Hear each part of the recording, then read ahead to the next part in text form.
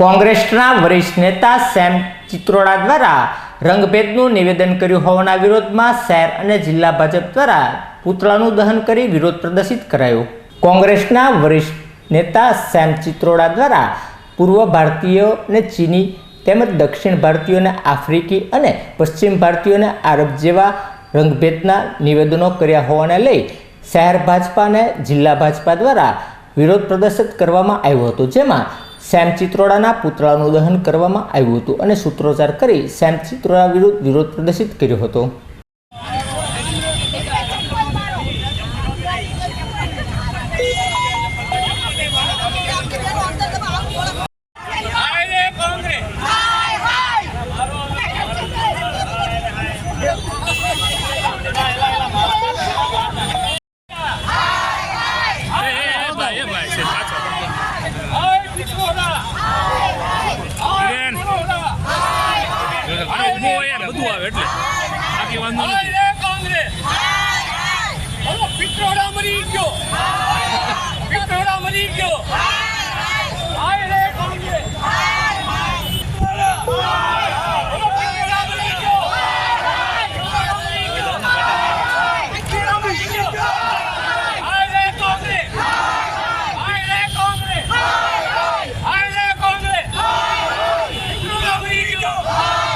એ કોંગ્રેસનું નિવેદન છે, ભાગલા પાડનારું નિવેદન છે। રંગભેદની નીતિ જે અંગ્રેજો અખત્યાર કરતા હતા એ જ પ્રકારે લોકશાહીનું હનન થતું હોય અને અંગ્રેજ રાજ આવ્યું હોય એ પ્રકારે દિવાસ્વપ્ન એ કોંગ્રેસ જોઈ રહી છે, ત્યારે મોદીજીના નેતૃત્વમાં સમગ્ર દેશ એનો જવાબ જડબાતોડ જવાબ આપ્યો છે। આ 3 તબક્કામાં ને હજી પણ આપવાના છે। નરેન્દ્રભાઈને વડાપ્રધાન તરીકે નહીં જોઈ શકનાર કોંગ્રેસ એ નવા ગતકડાઓ કરી રહી છે।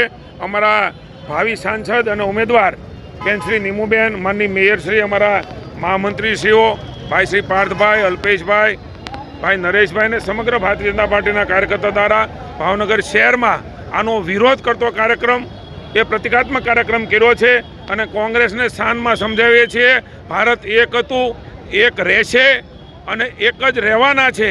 ત્યારે તમે મહેરબાની કરીને ભાગલાવાળી નીતિ એ બંધ કરો। જનતા એનો જવાબ બૂથમાં આપવાની છે।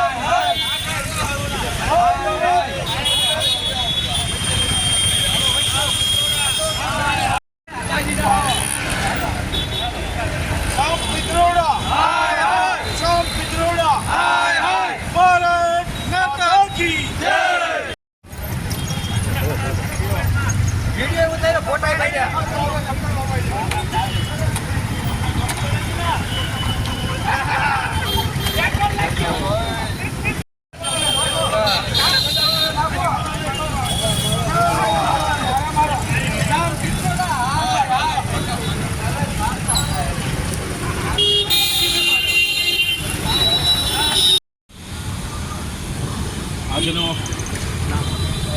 આ કાર્યક્રમમાં હર્ષદભાઈ દવે, જિલ્લા ભાજપના ઉપાધ્યક્ષ અને અમારી ટીમના બંને મહામંત્રી જિલ્લાની અને સૌ કાર્યકર્તા મિત્રો દ્વારા રામ પિત્રોડા કોંગ્રેસના વિદેશ નીતિની જે સંભાળી રહ્યા છે એવા જે એમના મુખ્ય રાજીવ ગાંધીના સલાહકાર તરીકે પણ કામ કરી રહ્યા છે એવા સામ પિત્રોડાએ એમના વક્તવ્યમાં આપણા પૂર્વ ભારતના લોકોને ચીન સાથે સરખાવી, દક્ષિણ ભારતના લોકોને આફ્રિકાના લોકો જેવું લાગે છે એવું કરી આપણા જે દેશના લોકો છે એનું ગૌરવ ઘટે, એનું માનહાનિ થાય આવું એમને જે વક્તવ્ય આપ્યું છે એના વિરોધમાં આજે આ ભીડમંજન મહાદેવ સામે ભારતીય જનતા પાર્ટી જિલ્લાના સૌ કાર્યકર્તાઓ દ્વારા એમના પુતળાનું દહન કરી અને વિરોધ નોંધાવવામાં આવ્યો।